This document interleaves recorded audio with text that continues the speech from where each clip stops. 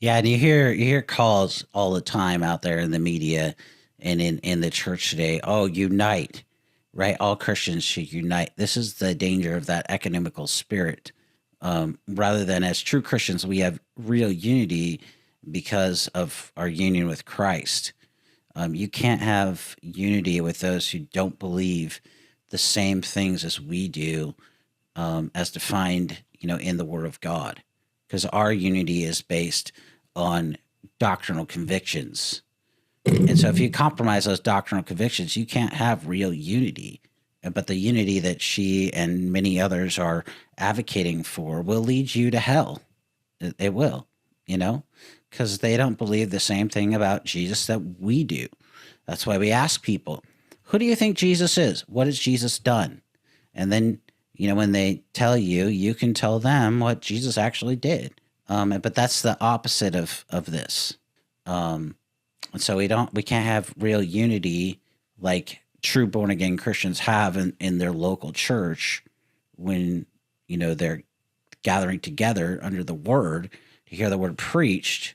We have real unity in that moment because the word of God is being preached and we're being told about more about Christ and his word and his character and so much more.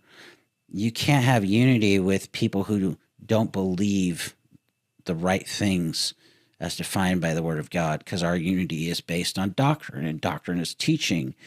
And so there has to be an agreement on essential doctrine in order for there to be real, actual biblical unity. And so that's the danger for those who aren't aware. That's the danger of this economical unity that says, "Hey, just unite, just get together. There's no distinctions. You all believe the same thing, even though that's not true." And so, and by the way, here's a quote unquote woman pastor advocating for this. So that's more than deeply concerning, especially as I mentioned, somebody that's been doing this quote unquote 40 years. Don't you think she knows what she's doing? Oh, she does. She knows exactly what she's doing. And she's playing to the crowd and using her quote unquote influence in a totally ungodly way. That's why we should use and I know you're passionate about this as well, Don. That's why we should use our influence in a godly way to promote sound doctrine that's in the Bible and what the church has taught.